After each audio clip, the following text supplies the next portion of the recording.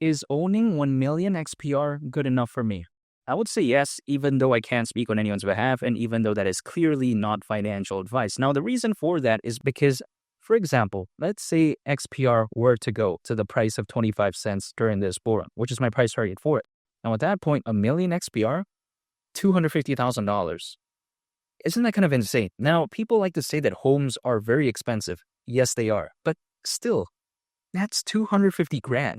I'm not going to complain about that because I think that's a pretty good down payment for a home. Not to mention, I'm not only just holding XPR. Keep in mind, my portfolio, in my opinion, is very well diversified. And many people that I know out there, they're not only just holding XPR either, even though I can't speak on everyone's case, but I'm just saying from the people that I know. But here's the thing. Let's say in this hypothetical scenario, someone has a bunch of projects, right? A very well diversified portfolio. And let's say somewhere along there, there's a million XPR. And let's say that holding becomes 250,000 because let's say XPR went to the price of 25 cents, 250,000 again. Is that bad? Especially if other projects in the portfolio, let's say, do pretty good. I don't view it as a bad thing, really. This is just my opinion.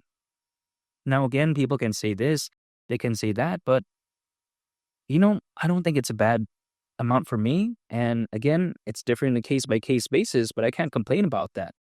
Now, keep in mind, XPR at the price of 25 cents is around a 67x from here. This is kind of like, even though the over 60x part may seem a little bit crazy, the market cap, considering current circulating supply, again, would be around $7 billion at the price of 25 cents. How is that too much to ask for? Let's say during a fully fledged bull run, XRP went to a market cap of around $800 billion. Let's say something like XLM reached a market cap of around $300 billion. So that's $1.1 trillion. Let's say for simplicity's sake, we make it $1 trillion combined. Now, are we saying that less than 5% of that can't flow into this? I mean, come on, man. This is just my thought process because yes, XPR is never going to defeat XRP or XLM. I'm totally aware that, I'm not in this notion that, hey, you know what, XPR is going to defeat XRP. No, it's not going to do that. But then in my opinion, achieving a glimpse of what they could achieve, it doesn't seem bad to me. Now, we have to take a look at the XPR network because sometimes people like to complain it's this very bad project or whatever, but let's take a look at how the XPR network is a layer 1 proof-of-stake blockchain. Now, some people may be thinking, okay, that's nothing special, man. There's a bunch that are like this. However, I think things do become a little bit more exciting because the XPR network provides an alternative to traditional payment systems like ACH and SWIFT or Visa and even MasterCard through an innovative resource model. So I think that right there is very wonderful. We also have to take a look at how when it comes to these projects that are focused on payments and global trade finance, which Ripple, aka XRP, Stellar, aka XLM, and also this are focused on exactly that, we have to take into consideration how it's very difficult for this market to quote-unquote become oversaturated because it could be so massive. And even as of right now, the payments market is already valued at over $2 trillion.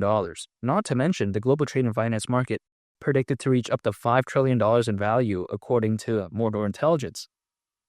I mean, that's very massive. People like to think that AI is massive, which it is, but really the AI market is predicted to reach nearly $2 trillion by 2030, according to Grandview Research. Again, the payments market doesn't need to wait approximately 5 years from right now to reach around that size.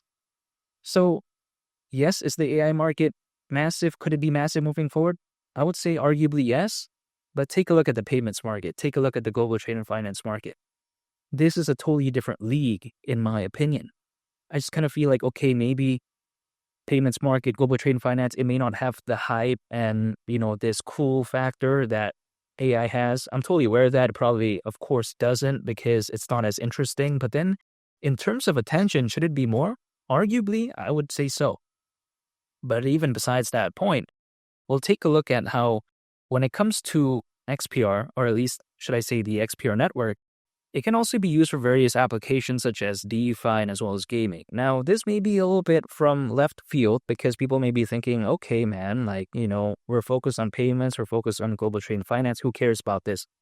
Well, I think there's a lot of good hypothetical potential, even though I don't think the XPR network is going to be like a leader within these markets. And let me explain why I think it's still good nonetheless, because the blockchain gaming market is predicted to be worth over $300 billion by 2030, yet again, according to Grandview Research. And I'm going to have to reference Grandview Research again because, they like to predict things. But even besides that, by that year as well, again, in 2030, they predict that the DeFi market, aka the decentralized finance market, is expected to be worth over $200 billion. So if you think about that, if let's say the XPR network can hold a little bit of a market share in both of those markets, and then at the same time be one of the premier players in the payments market, in the global trade and finance market, that I think could hypothetically be a recipe for amazing things for something like XPR. But again, only time will tell. But I'm still staying patient because I do really like this. Now, we have to take a look at the scenario in which XPR is in.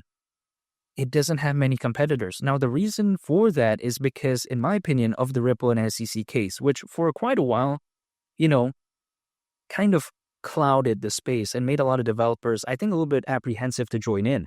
Now, of course, that the Ripple and SEC case is hopefully gone forever, I think that right there really opens things up. However, because of the years of nonsense that we saw not too long ago, there's not that many competitors that were entered the space.